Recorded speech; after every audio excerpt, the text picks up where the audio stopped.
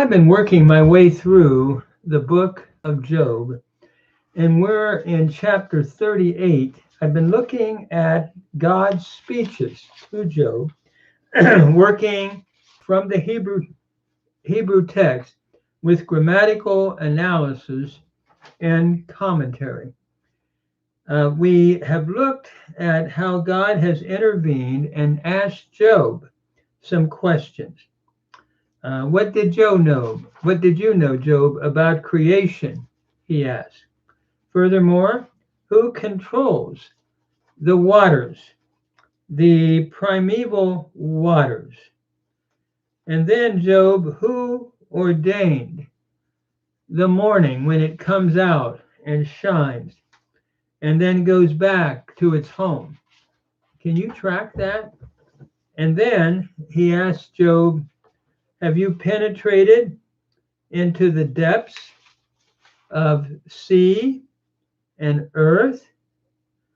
Are you able to talk about that, Job? And then as we come to verses 22 to 23, he continues to talk to Job about the treasures of snow, of hail, of wind, light, lightning, rain, and frost, dew and frost. So I want to look at that. I'll read the Hebrew and comment then on the grammar. But as we begin, it might be good to begin with vocabulary in 22. So as we start, we have the word sheleg, which is snow, barad, hail, chasak, meaning to hold back or keep back, tsar, meaning distress, karab, meaning battle, and then ezeh, we could translate which, palag,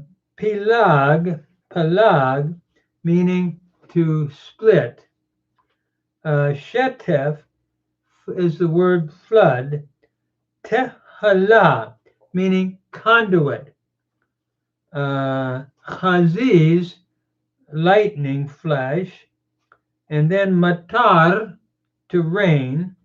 Shoah means devastation or waste. Meshua means the same idea in the context here, devastation. Tzamach means to sprout, and motzah means going forth. Desha, grass. Matar, rain. Egel, drops. Looking at the rain drops. And then tal is dew, and karach is ice or frost here, and kafor is hoar frost. Chaba means to hide, and we'll talk about this meaning to harden the water into ice. And tahom means deep. And so it's interesting, as we look at the vocabulary, we now want to go to the text and read the text. And so we'll pick it up at verse 22. Habata el otzarot shaleg. Have you entered into the treasuries, the storehouses of the snow? The otzarot barad tireh, or have you seen the treasuries or the storehouses of the hail? Notice here we begin with a question with the hay, which has been going all the way through here. Bata is the cow perfect, second masculine singular from bo. And then we have tir'eh from ra'ah, a lamed hay verb, to see, a cow imperfect, second masculine singular from ra'ah. And so, Job, have you entered into the storehouses where the snow is kept? Or have you entered into the storehouses of where the hail is kept? The imagery here is that of great storehouses in verse 22. And in the heavens that hold the snow and hail. He's looking at storehouses before they fall upon the earth. Has Job entered into these? Is the question. Again, the implied answer is no. So he has not examined the storehouses or the treasuries of the snow and hail, which God alone has formed. So how can you understand, Job, my dealings in the whole area of suffering, for example? This seems to be what God is saying. You can't understand even the natural things, the natural creation. So then we go to verse 23. Asher chasakti le'etzar le'yom karav u'milchama, the storehouses of snow and hail, which I have kept back, which I have reserved for the time of distress and for the day of battle and war. Notice chasakti is from chasak, to reserve here, or to hold back, to reserve. And so basically, he's using the hail and storm for the time of distress.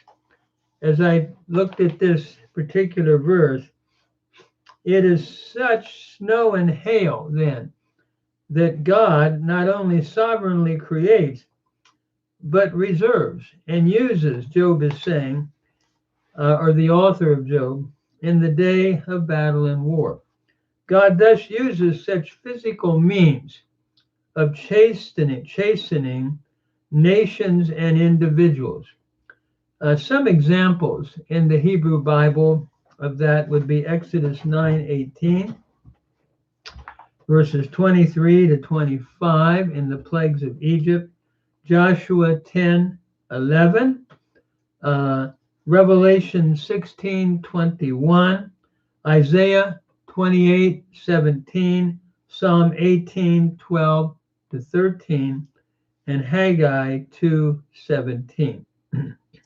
So, having asked that question then about the treasuries of the snow and hail, he moves on in verse 24 and continues to talk about light and the wind, lightning, rain, and so forth, and frost.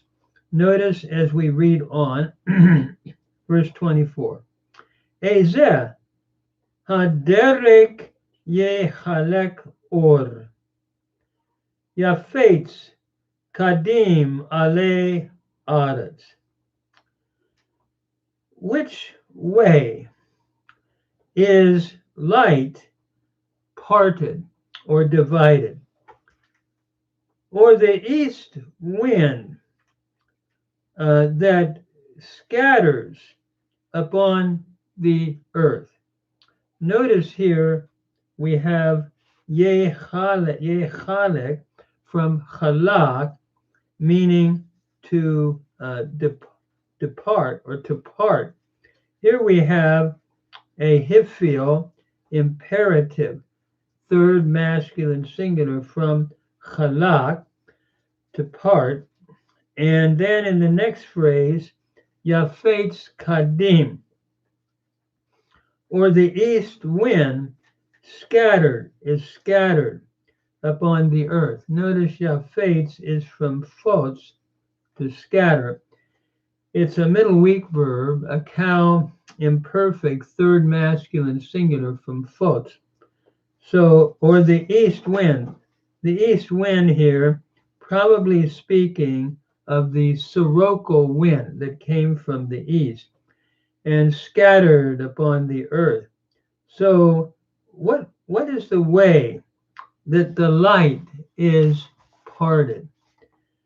As we look at this verse, God then asked Job how the light is parted upon the earth by the sun's rays. He also is the stormy east sirocco wind. He also is asking, how is the stormy east sirocco wind scattered upon the earth? Job, do you understand that? Is God's question. And then we move on to the next verse, which would be verse 25. Notice it reads, Mi pilak lashetef tehalav. That is, who has cleaved for the water flood a channel or a conduit. V'derek lechaziz kolot, or a way for the lightning of thunder. Notice pilak here is a PL perfect, third masculine singular from palak, to cleave or to divide, to cleave. And lashetef means like a water flood, a flood of water. Techala means a channel or a conduit from which water comes down from the treasury houses in the heavens. And then he goes on, and the way of lightning, of thunder, of the thunders that take place upon the earth. In other words, can you understand that, Job? Who has caused these conduits to appear that bring the water from the treasury houses stored in the heavens? It's poetically speaking here. The water flood of rain, then, is poetically here pictured as falling from its heavenly reservoir down through specially prepared channels that conduct it to the earth. So who made this, Job? God is asking. Have you, Job? And so we then also have a path for the lightning. Or again, who has made the path for the lightning of the thunder as it flashes forth its light? Who has done that, Job? Have you been able to do that? It is God's question of Job. And then we move on as he continues to discuss the idea of rain. Notice verse 26. Lahamtir al ha'eretz lo ish, midbar lo adam bo. That is, to cause it to rain upon the earth where there is no man, like a wilderness, or the wilderness where no man dwells in it. In other words, who is able to cause the rain to fall even in desert places where no one dwells? And even there, it refreshes the land and refreshes the land that is dry. And causing the waterfall then of rain to fall, God is arguing, in the book of Job, causes it to fall upon the land that is uninhabited.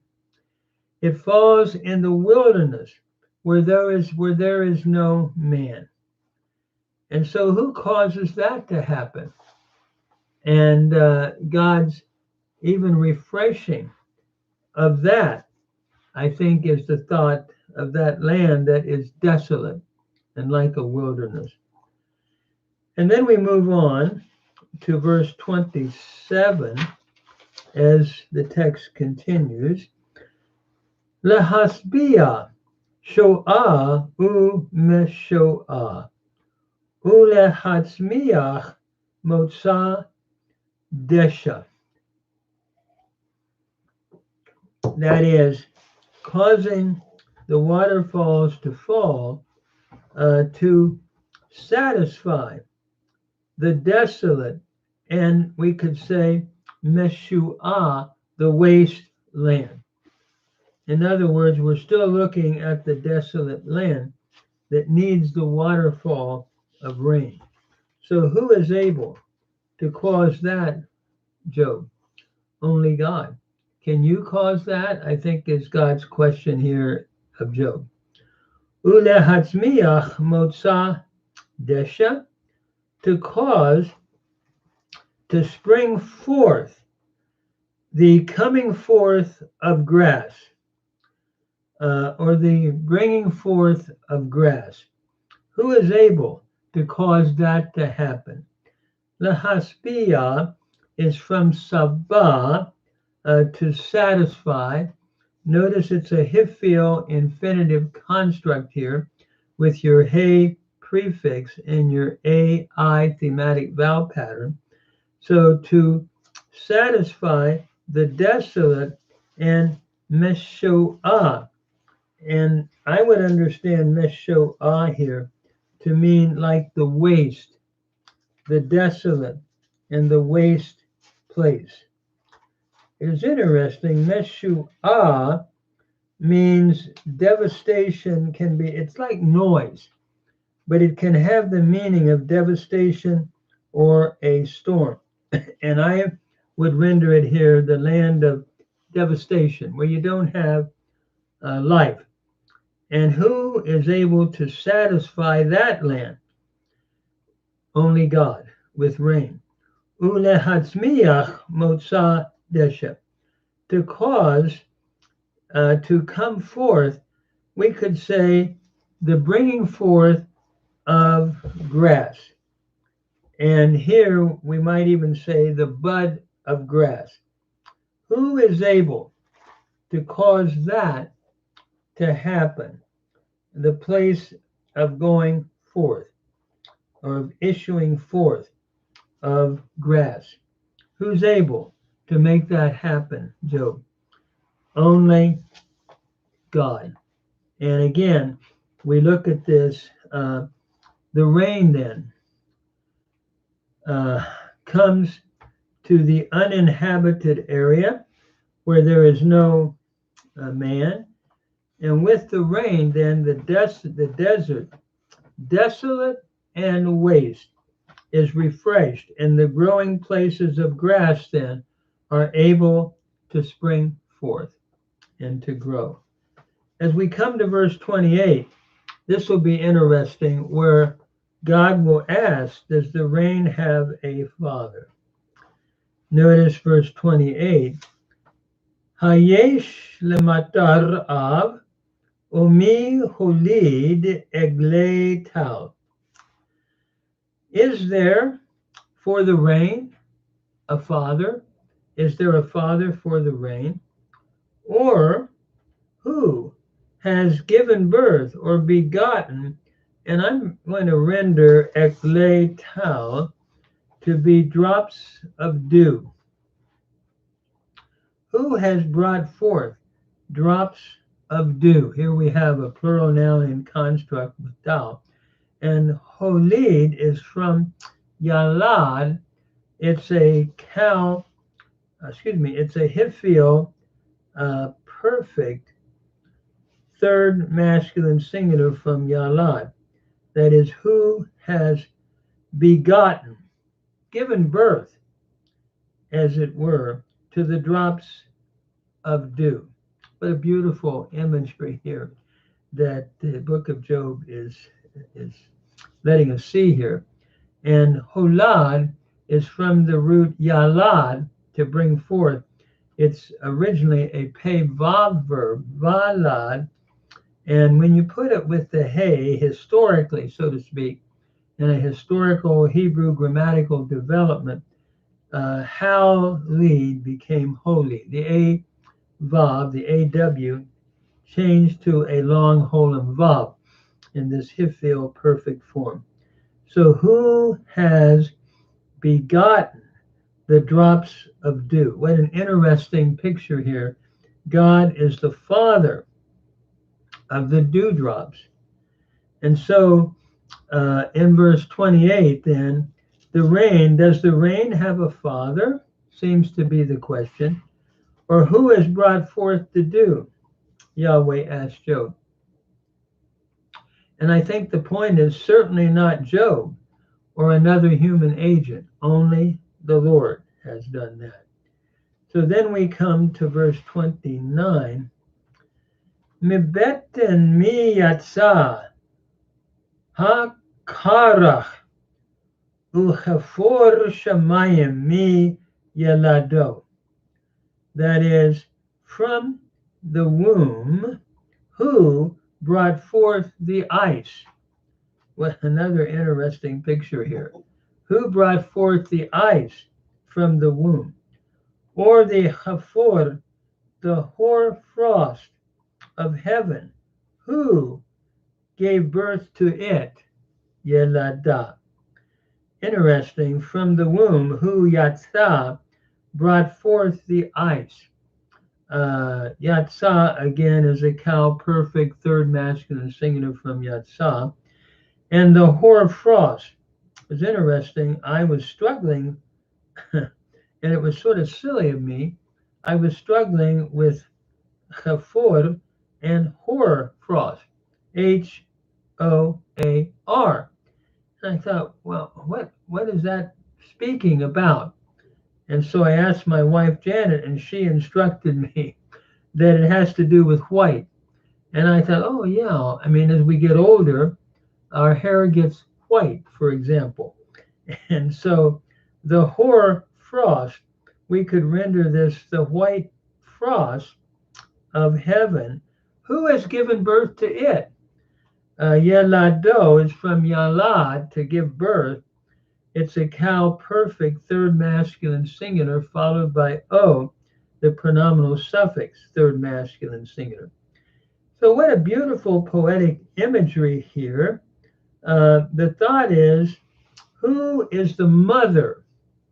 We went from father of the rain to mother now. Who is the mother? What a beautiful book, the book of Job, in the way that the author has penned the book. Who is the mother of the ice and frost? From whose womb did these come forth? Is the question. Job, do you understand that? God is saying. And then we come to verse 30. Ka even mayim yitchaba ufene tahom yit la kadu. As a stone, the waters are, I'm going to translate this, are congealed. It's interesting. Chaba means to hide in its root. And here we have a hifil, imperfect, third person masculine plural from chaba. So the thought is, as a stone, the waters are congealed, or they hide themselves. In other words, I think the waters are hiding themselves because they're frozen. And it's interesting use of the word chaba here in the hitpaya. But I think the thought is they are frozen or congealed together, hiding themselves as a stone, looking at the ice and what it does. And then, ufene tahom yit lakadu. And the face of the earth, again, two nouns, or the face of the deep, this would be the waters again, the body of waters represented by tahom, yit lakadu. The face of the deep literally are hold fast. And I think the thought here then would be are frozen. And the face of the deep are frozen. So, or is frozen. Notice lakad is the root here, and it means to capture or to hold fast. Like, let's say, an animal is captured in a in a trap. It holds it fast. So the thought here is that the face of the Tahom, the face of the waters, not only hide themselves, but they solidify. And this is where we have the frost. It hardens the waters and they become like stone. So he's looking again at frost hardening the waters and they become hard as a stone. This is a further description of the wonder of the frost and its effect upon the water, a wonder which only God can produce. And this is a beautiful section, again, poetically beautiful. But the thought is, Job, can you understand all of this? And can you do all of this? Looking at the miracle of creation. So I'm going to stop there and I'll pick it up from there next time. Yeah, very